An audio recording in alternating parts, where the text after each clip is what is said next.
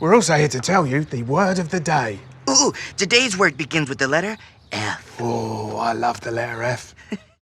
The fundamental challenge of any normal automation game is to take simple items like stone bricks and use them to make more complex items like science.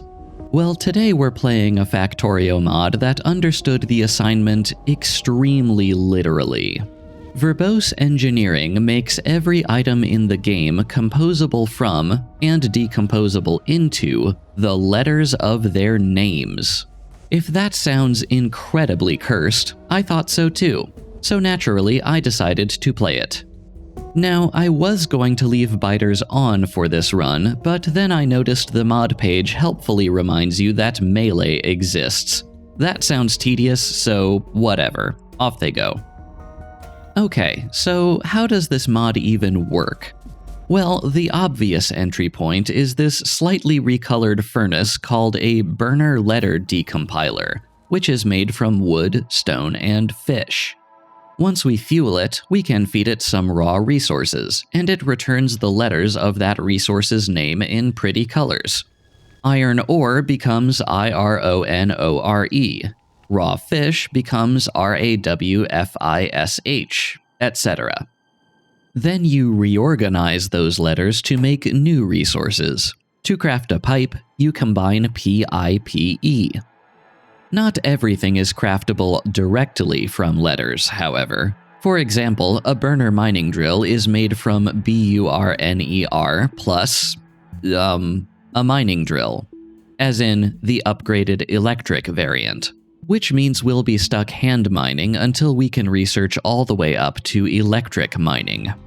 Oh, and in case you were wondering, yes, you can decompile a decompiler.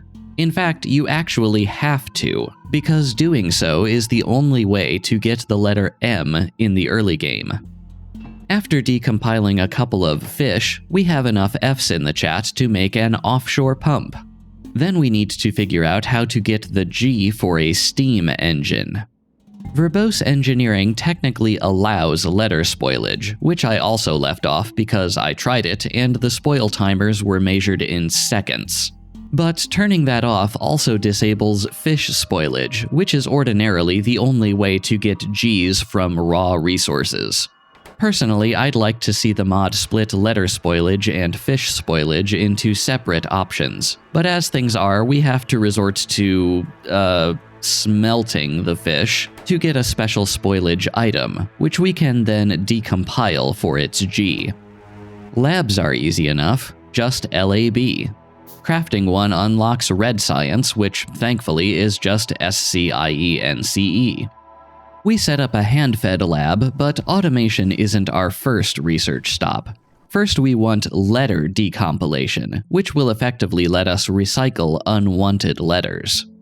And I'm quite sick of hand mining all the raw resources we need for those letters, so electric miners are up after that. However, upon unlocking those miners, I realize that mining drill is spelled with an M and a G, both of which are indirect products of fish. That might only sound mildly annoying, but fun fact, fish in Factorio don't respawn.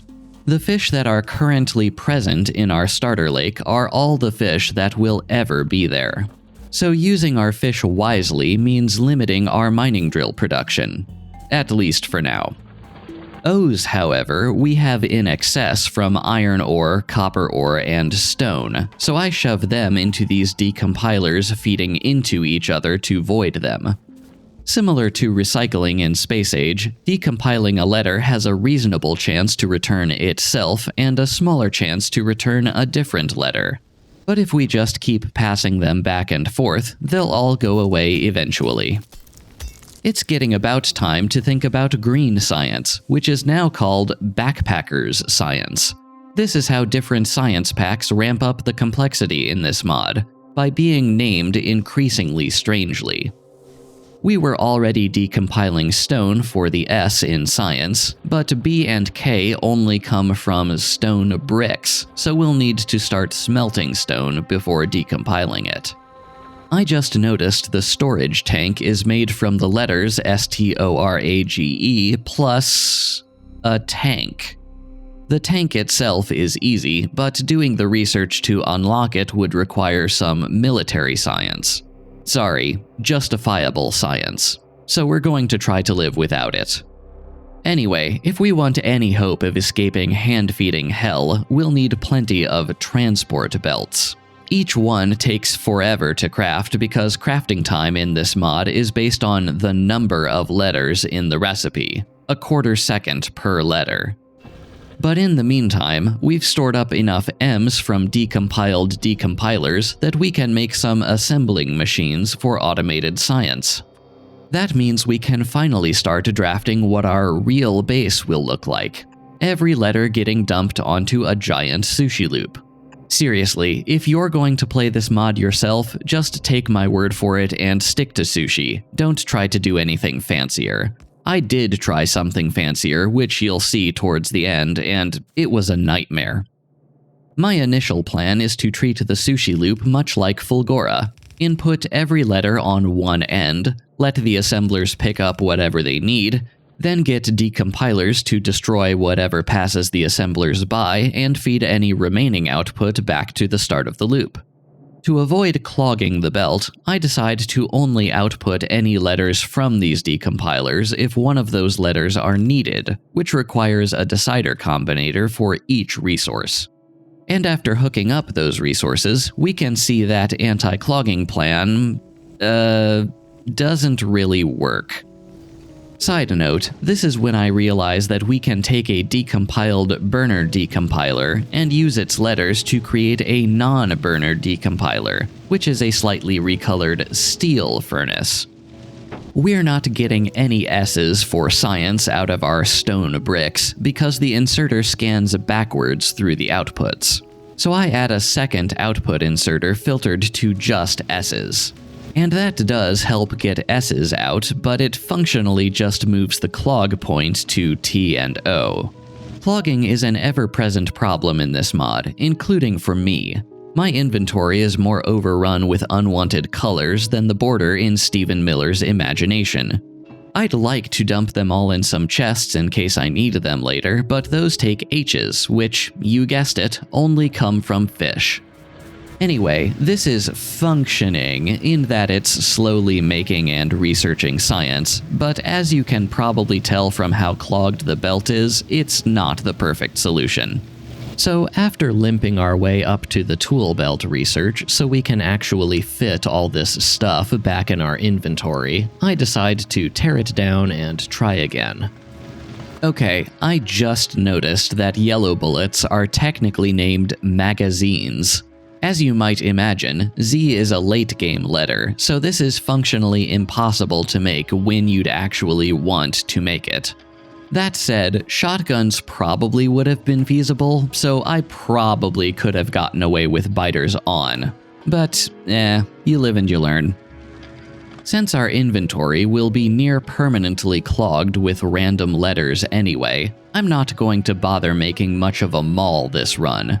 But I will bother automating a few belts after the sciences get their share. Belts take forever to craft, and we'll need a ton. Plus it will help clear some excess letters before reaching the decompilation stage. Speaking of decompilation, there is technically a small chance to get the letters F, G, H, and J from decompiling other letters. So just in case the decompilation stage happens to produce any of those, we'll pull them off the line and into a chest for later. After adding a second inserter to every resource decompilation output, it's working a bit better. I think. We've finally harvested the last of our fish from our starting water patch, which means we need to go find more. Thankfully, that doesn't take too long, and we find a nice oil field right next to it. We're still hand-feeding coal to our boilers, which I'd like to automate, but transport belts are still pretty expensive. You know what's cheap, though? Pipes. So instead of belting coal all the way up to the starter lake, we're going to pipe the water as close to the coal patch as we can get it. Unfortunately, we can't use underground pipes because we still have no reliable G supply. But that's about to change, because after a long while running the game at 8x speed, we've researched up to oil gathering and can finally hit the trigger tech. There's a slight problem, however. We need a Y for the refinery. For now, we can only get Y as a chance result from decompiling other letters. There's a 4% chance to get it from V, which we also don't have, or a 1% chance from W. But now that we have fluid handling, we can rack up as many W's as we want. How, you ask? Well, we can make a barrel, fill it with water for free, and then decompile the water barrel. The letters for barrel can be turned back into a fresh barrel in an infinite loop, which gets us an endless supply of the letters WATER. Taking those W's and decompiling them into a Y doesn't take long, at least when you're using a mod to speed up the game. While we're setting up oil processing, let's research trains. Automobilism isn't technically a train prerequisite, but in this mod, cargo wagons are made from a car plus go wagon. Cute. Similar to the water barrel cycling, we'll set up a temporary cycle for petroleum gas barrels right by the oil patch. That will finally give us a steady supply of Gs, which we can use to make underground pipes to move the oil processing closer to the main base. Once we've done that, we'll rebuild it basically just like we had it, but also with some solid fuel production tacked on to get us some Fs. The only letter locked behind fish is H now. We'll pay respects to those newfound Fs by upgrading these yellow transport belts to red fast transport belts. And if I had been paying attention, I would have extended the belt while I was doing that to make room for blue science. Sorry, wordmonger science. At least this time I was smarter about where to put the decompilers so we can freely extend the loop eastwards. Okay, it's time to introduce a circuit trick we'll be using a lot going forward. We're going to connect a chest, an output inserter, and a constant combinator together. In that constant combinator, we'll put the inverse quantity of each letter we want to maintain in the chest. That gets passively added to the chest contents, and the sum is then used to set filters on the output inserter. What does that mean? It means that if we put, say, -50B in the constant, the output inserter will only take B's out of the chest if there's at least 50 inside. Why do we need that? Well, we need to continually reclaim the letters BARREL to keep the petroleum loop going, but we're also getting additional A, R, E, and L from petroleum gas, which means we need a way to remove only the excess of those letters to prevent the barrel loop from choking itself to death. And on that note, this sushi belt is way too clogged. I try adding more decompilers, but all that really does is clog the decompiler output belt too. Next, I try to set up some dedicated voiding loops for letters we don't need on the belt, like F and L from solid fuel, so the belt decompilers don't have to encounter and process those. Also, it would probably be a good idea to limit the number of W's on the belt with circuits. How does it work now? Meh. M-E-H. Meh. I mean, it is an improvement, but this is still way too many letters to process. What we really need is a system to prevent letters we don't need from getting onto this belt in the first place.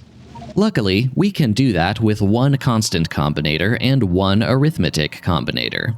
The arithmetic combinator just multiplies the belt contents by -1, while the constant combinator contains a signal for every letter with a value of how many of that letter we want on the belt.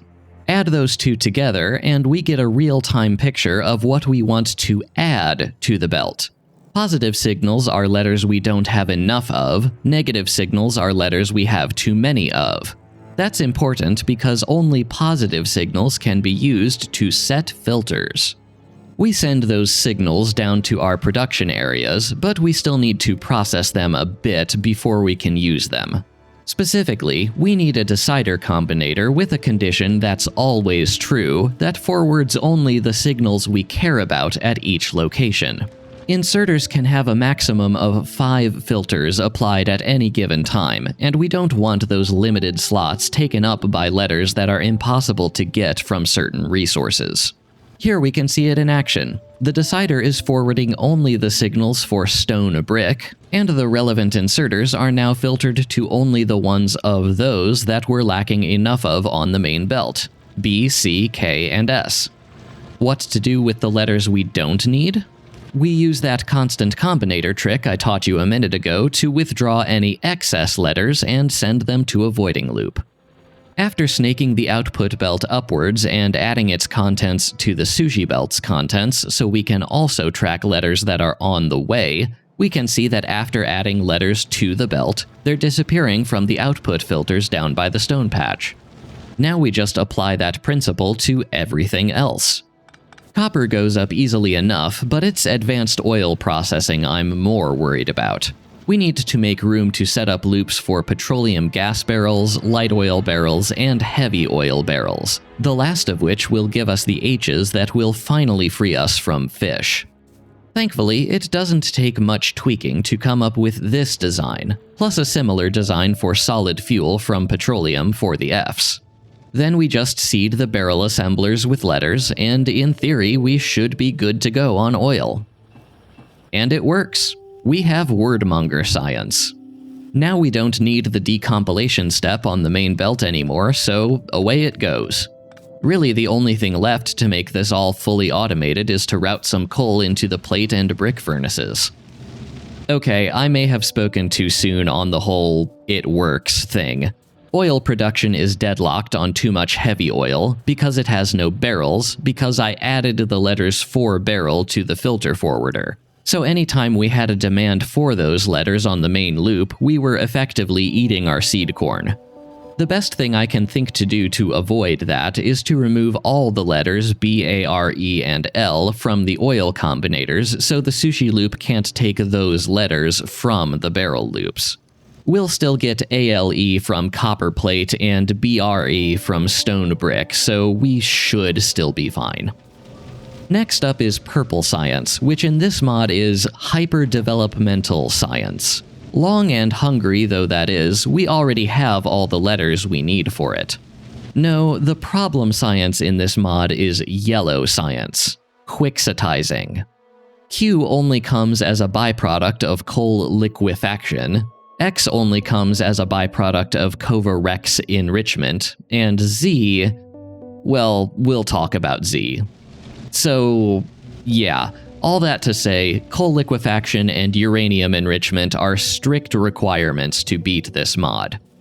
Now, unlocking uranium processing still requires dealing with that unfortunate trigger tech, so we need to make some sulfur and add it to some ic acid, and then run a super long pipe all the way up to a uranium patch. We don't really need the uranium ore itself. We have all those letters from other processes already.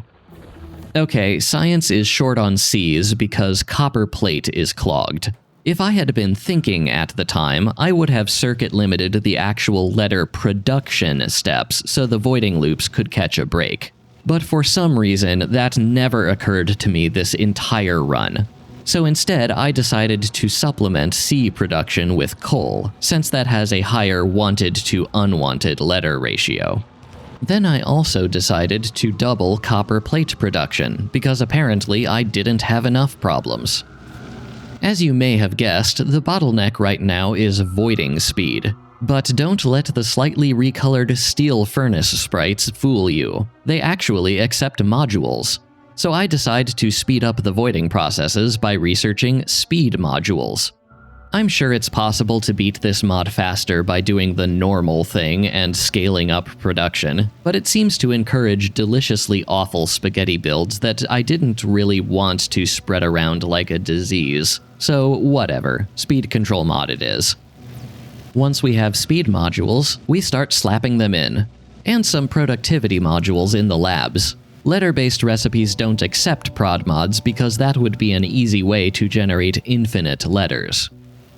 Anyway, after a bunch more standing around, we can start making hyperdevelopmental science. And soon after that, we have fuel cell reprocessing, which we need to start making uranium.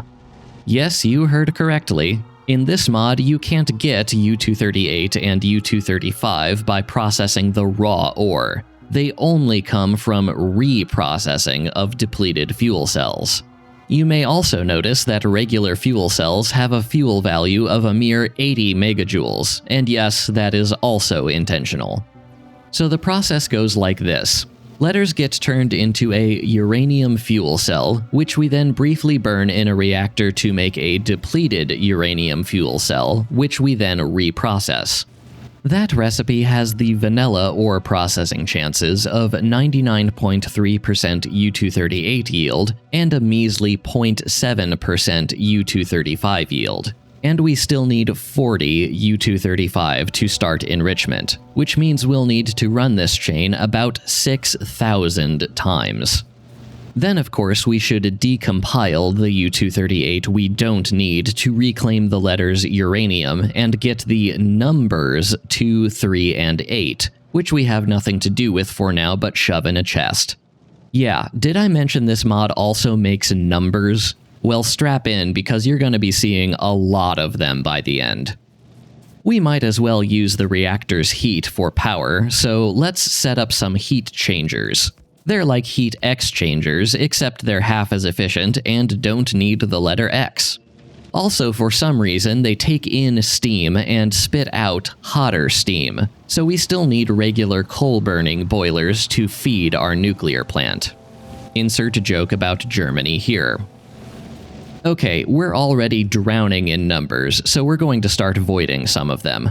Numbers can also be decompiled, and the exciting recipe is for the number 2, which has a 40% chance of returning the letter Z. Yeah, that's how you get the Z's for quixotizing science, by putting the number 2 through the ringer. Speaking of 2s, they're also useful for making Tier 2 modules, just the Tier 1 module plus the number 2. So after some quick research, we can speed up our voiding loops a bit more. Our science per minute is hovering around 10, so it's back to a speed control mod. Shoutouts to Code Green for making me a prettier one. Actually, there is something we can do while we wait. We can set up coal liquefaction. It's just the usual recipe, except that it also gives off a Q as a byproduct on every craft. The outputs for this will just be joined with the oil barrel loops. We'll also add a pump that forces heavy oil back to the input to make sure it doesn't die on us. And just like that, we have some Qs. All that's left is to circuit control it to only output those Qs when we need them. After doing all that, plus getting our Module 2s and dumping them everywhere they'd be useful, we're up to a whole 5 spicy rocks. So I go searching for something else to kill time, and discover that our starter coal and stone patches look pretty weak, so we should make some rails and expand to new patches. Remember when a single mining drill was a substantial investment? Anyway, we can skip over most of this. You've seen Factorio players set up mining outposts before, and there's really nothing different about these. Shockingly, our science production is actually doing well enough that we can add more labs. After speeding our way through the Covarex enrichment research, we're up to a whopping 10 spicy rocks. That's a little shy of our target of the 40 we need to actually start enriching anything. And we really have nothing else we can do in the meantime, so I guess we should figure out how to speed up uranium production. Adding productivity modules to the reprocessing centrifuge probably wouldn't hurt. But the core issue is that each time we go through this chain, we need to add the letters for fuel cell, and we just don't have enough of them on the belt. So I decide to temporarily alter the belt contents. We're not making any science at the moment anyway, so I want the belt to be as filled as possible with the letters F, U, E, L, and C. That's easy enough thanks to our circuit control. Just double the letters for fuel cell and negate the rest. Sometimes it's just beautiful watching circuits work their magic.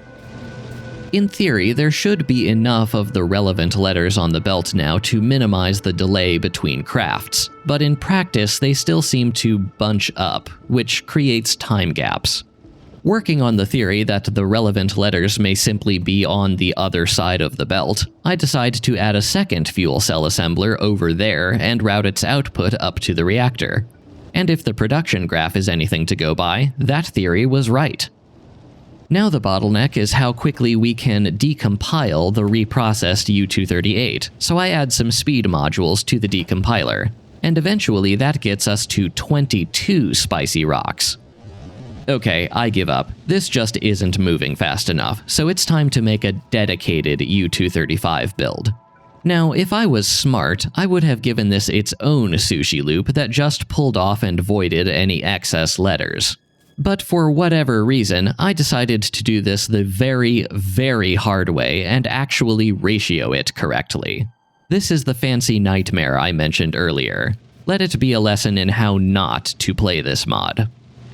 Okay, so the fuel in fuel cell is easy enough to get from solid fuel as long as we void S, O, I, and D, but since we're getting an extra L from solid, we might as well reuse it for one of the L's in cell. That leaves C, E, and a single L, which we're going to get from crude oil barrels. Easy enough, you might think. We already have a way to reclaim the letters for barrel. But not so fast. We're also making extra R's, E's, and L's from crude oil, which means we need to use the negative constant trick to route any excess RELs away from the barrel reclamation loop. Then we want to take just the E's and L's and forward those to the fuel cell assembler, along with the C from crude. Everything else we want to void, so that means one voiding loop dedicated to barrel excess, and a separate one for, Udoy. Then of course we need the reactor loop itself. Uranium fuel cell assembler to reactor to depleted reprocessing to uranium-238 decomposition back to the initial assembler, with a separate path out for the numbers. Finally, we just add power and seed the assemblers with their initial letters. At this point, I thought I was done, but I've started streaming my gameplay, links in the description if you'd like to watch, and a viewer reminded me that every time we get a U-235, you know, the whole reason we made this mess in the first place, that means we're not reclaiming the letters for uranium, so we'll still need a fresh supply of those.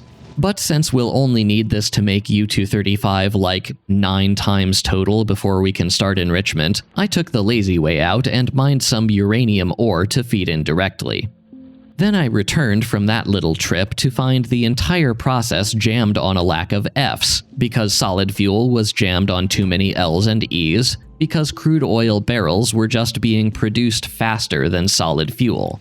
So I had to add circuit conditions to only use Ls and Es from crude oil to top off the fuel cell assembler. But after a lot more circuit tweaking that I don't want to talk about, plus adding solid fuel from excess light oil, it's kind of shambling along. So I let it run at 16x speed for a few more minutes, and soon enough we have 34 spicy rocks from the old process, plus 6 from this direct insertion monstrosity for a total of 40, which means we can finally start enriching.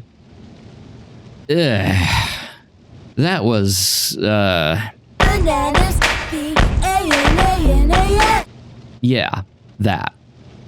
Okay, first let's yank the fluid inputs to this build so it doesn't keep making U-235 that we no longer need, and then start tearing down the reprocessing build by the sushi belt so we can fit an enrichment build in its place. The new uranium processing loop will still start off with the same fuel cell to reactor to reprocessing, but from there its U-238 will now top off an enrichment centrifuge that cycles its outputs back in as inputs via a chest and inserter chain, while dropping its letter X byproduct directly onto the sushi loop. Any excess U-235 will get sent onto a separate belt to be decompiled. That decompiler will return the letters of uranium back onto the sushi loop for reclamation, and send some of its number 2s to a second decompiler to make letter Zs. We've stocked up some Z's during our time grinding for the initial U235, so we'll set up a temporary circuit-controlled build to dump those too. Any numbers we don't decompile will get forwarded to a second, neighboring sushi loop just for numbers. The goal of that second loop will be to add numbers together into new numbers, but we can't do that at the moment because unlocking arithmetic requires the quixotizing science we set up this enrichment to make. So for the time being, we'll just dump any spare numbers into yet another chest. Shortly after kicking off enrichment, we're making science and researching math. But even at 16x speed, this isn't exactly a fast process. I forgot just how slow a recipe enrichment is, so I tear down the uranium decompilation stage to make room for a second enrichment centrifuge. That requires some belt side-loading trickery to get U238 from reprocessing into both enrichment centrifuges while letting spare U235 skate past for decompilation. We can also speed up both centrifuges with speed modules and beacons. Then we just set up the decompilation stage again and we're back in business. After I remember to hook up a constant combinator to drown out the letter signals on this output inserter, so we don't dump any letters onto the number loop. Okay, math. All we can do is add two numbers together, which returns just the ones digit of the result. So if we added 5 and 5 to make 10, we'd just get the 0 back and lose the 1. That means we only want to add two numbers together when we have a surplus of both inputs and a deficit of the output. So every arithmetic assembler will need its own dedicated decider combinator controlling it. We also appear to have an excess of 3s and 5s, which makes sense given that we're decompiling most of the 2s to make Zs. But unlike letter production, we can't control when we get new numbers because they're just a byproduct of making the letter X. So we'll need a way to void extra 3s and 5s. We'll do that by adding 2 and 3 to make 5, 5 and 5 to make 0, then finally cutting the number of zeros by adding 0 and 0. A viewer also suggested bolstering 2s while cutting 3s by adding spare 3s to make 6 and then adding 6s to make 2. And all that voiding finally seems to clear up some space on the number loop. While we wait for the silo to research, I tackle a bit of cleanup. Oil processing keeps clogging on too much light oil, so I set up some light to petroleum cracking. I read contents directly from the nearby refinery and set the cracking plant to only enable if the refinery is backed up on light oil. Just a neat little trick to control cracking without storage tanks, since we still don't have those. Then the system starts clogging on too much heavy oil, so I set up heavy to light cracking in the same way. Here I thought we could get infinite letters from concrete because the recipe still makes 10 concrete bricks per word. But it turns out the mod author anticipated this and required 10 concrete bricks to decompile back into its letters. Oh well, at least we get to pave the base now. Look at that. Suddenly it's a real base. I have to make a whole lot of manual unclogging runs because these voiding loops just aren't fast enough. Again, I should have limited production and maybe even outright remade some builds to fit more voiding loops to avoid this, so don't blame the mod. Even so, they would unclog on their own eventually, but I have a game to beat. After a bit more waiting around, we get our number silo. Yeah, this is why we needed all these numbers on a dedicated loop. So each rocket part picks 3 numbers at random and asks for n of that number. For example, this part wants 4 4s, 6 6s, and 8 8s. The exception is 0, since you can't ask for 0 zeros, so it would ask for 1 of those. Every time you craft one rocket part, the numbers get shuffled, so you need to keep a rotating supply of every number, and more of the larger numbers. You can already see the number loop has gotten pretty sparse because enrichment just isn't keeping pace, so time to start drawing from our copious number stockpiles. Now, every time the recipe switches, it destroys any of the extra numbers in its contents that it doesn't need for the next recipe. So I'd like a way to either remove or just not insert any numbers over and above what we need for the current recipe. However, the silo in this version of the mod was unfortunately a bit janky. My first idea was to read if the silo was currently crafting a part, and use that condition to turn on an inserter that would remove any extra numbers in its inventory, which might have worked had it not caused the mod to crash.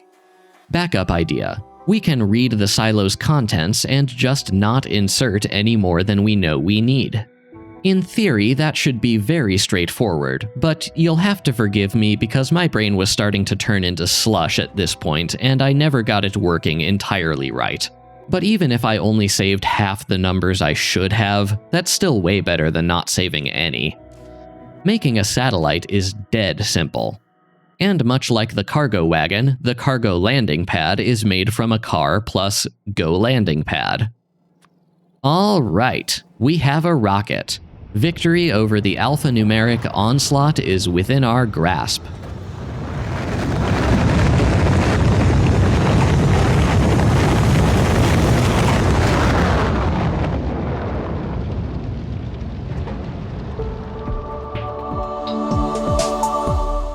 And with that, we are officially better at both English and math than Jeffrey Epstein. But there's one more science to make. As a reward for launching the rocket, we get universal quantifiers, which are used to make white science, along with one of every letter. You can also use universal quantifiers to make universal decompilers, which appear to be mostly a crafting speed and module slot upgrade versus the regular decompilers. But given how often my voiding loops were clogging up, maybe that's worth it if you actually want to build a self-sustaining base. By the way, if we sent a fish to space, we'd get back existential quantifiers, which can turn into any letter or number you want. Okay, white science. This works almost out of the box, but it needs J, which we're not making anywhere because we never needed justifiable science. The only way to get J in this mod is as a chance from decompiling the letter I. So I set up this decompiler off to the side that pulls I's off the belt whenever the white science assembler needs J's. The only remaining piece is a satellite assembler feeding the silo. After waiting around for a while to let the prerequisites finish up, we're doing infinite research with nothing but letters and numbers. So, verbose engineering. I had a really fun time with this mod. The concept is brilliant, and I'm amazed that it works in practice with just a handful of item name tweaks. I was going to insert a bit of criticism here about things like silo jank and enrichment balance, but shortly before I recorded this script, the mod author released an update that sanded off basically every rough edge that I personally ran into. Strangeness of the position I find myself in aside, I really did love this mod, and it looks like it's in a great state now. So I'd strongly recommend it, particularly to anyone looking to push their sushi and circuitry skills that next step past what Space Age asks of you. As always, my sincerest thanks to all my patrons and YouTube members who go out of their way to support making these videos. Your generosity means so much to me, especially INTHISECONOMY. So, from the bottom of my heart, thank you. And thank you for watching. I hope to see you again next time.